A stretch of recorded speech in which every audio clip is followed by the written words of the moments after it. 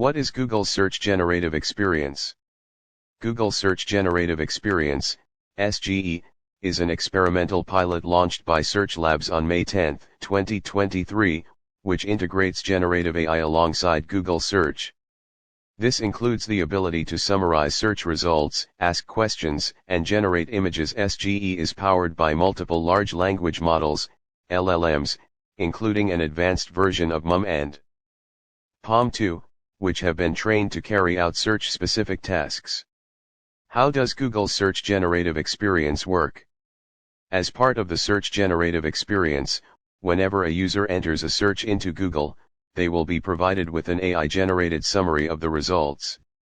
They will also be given the option to ask a follow-up or to select from a couple of other predefined questions to find out more information.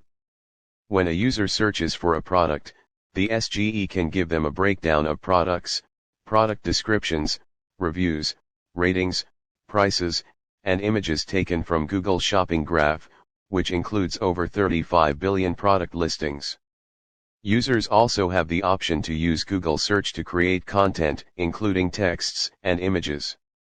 If a user enters a request to generate an image, the search engine will respond by creating and including up to 4 generated images in the results. AI-generated content can also be exported into Google Docs or Gmail. Clicking on an image reveals a description and the opportunity to edit the image. Users can also generate images directly in Google Images. How can users access SGE? Google Search Generative Experience is currently available to users in over 120 countries and territories. You can activate SGE by going to the following Search Labs link and activating it via the toggle option. Users can also sign up via Search Labs in the Google app for Android and iOS or on Chrome desktop. A look at Google Search Generative Experience safety guardrails. Google has developed the SGE with some basic guardrails to limit misuse and to keep users safe. This occurs by limiting the types of queries where generative search will be enabled. For instance, SGE won't produce output for searches around explicit or dangerous topics or those related to a vulnerable situation, such as a query about self-harm. In this case, search will surface the contact information for a local support organization. In addition, SGE won't produce automated responses if there's a data void or information gap.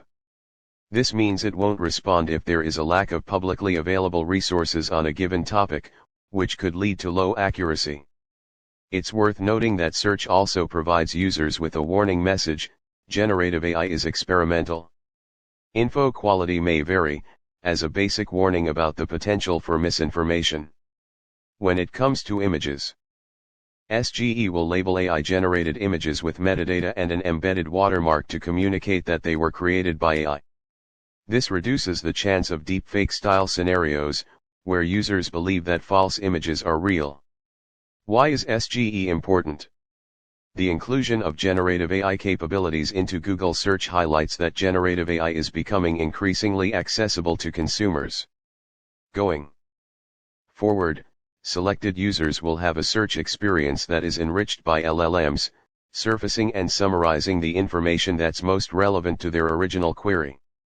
This builds on the existing capabilities of Google Search while also helping to differentiate Google from OpenAI's popular chatbot, ChatGPT, combining search and generative AI as part of a single comprehensive solution.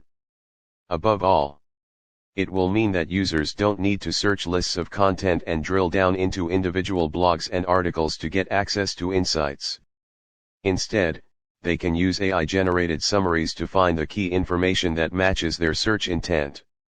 The challenges around SGE. While Google Search Generative Experience does have the potential to enhance search results for end users, it also introduces new risks. The most significant risk presented by SGE is that it could spread misinformation.